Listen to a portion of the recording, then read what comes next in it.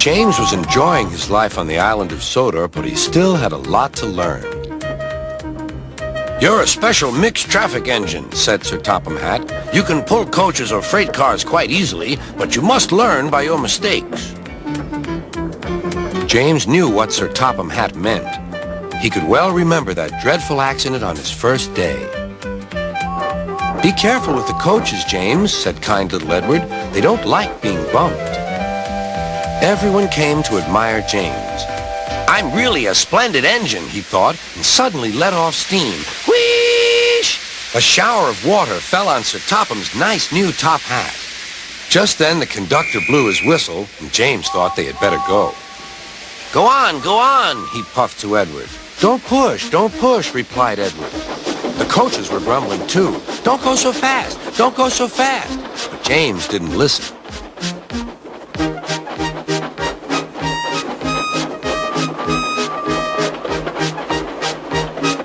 When at last they stopped at the next station, 2 coaches were beyond the platform.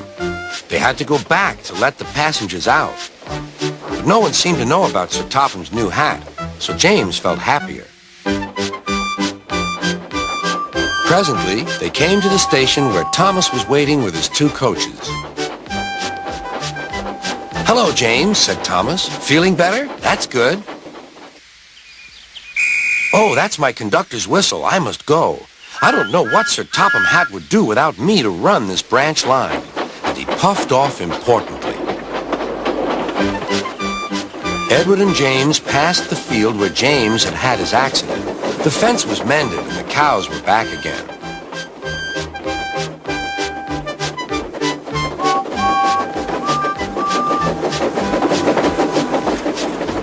They ended their journey and rested before setting off for home.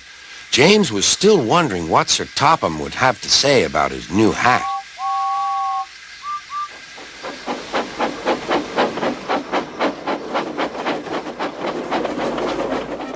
Next morning, he spoke severely to James. "If you can't behave, I shall take away your red coat and have you painted blue." James didn't like that at all. He was very rough with the grumbling coaches as he brought them to the platform. "Don't talk! Come on!" "Gordon never has to fetch his own coaches," he thought to himself, "and he's only painted blue." To make James even more cross, this time no one came near him. "I'll show them," he thought. "They think Gordon is the only engine who can pull coaches."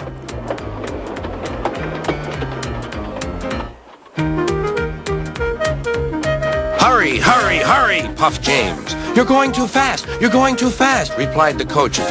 James laughed and tried to go faster, but the coaches wouldn't let him. We're going to stop.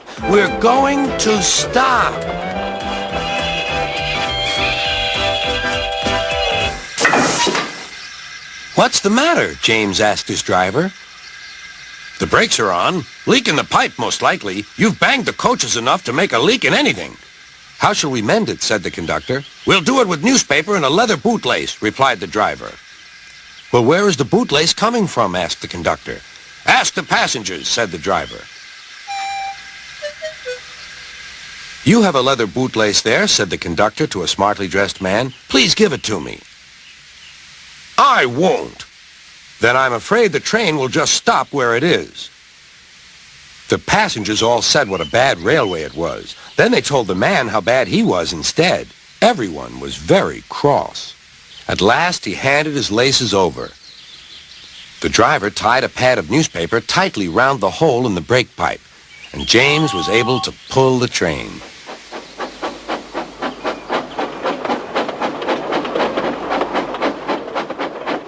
But he was a sadder and wiser James, and took care never to bump coaches again.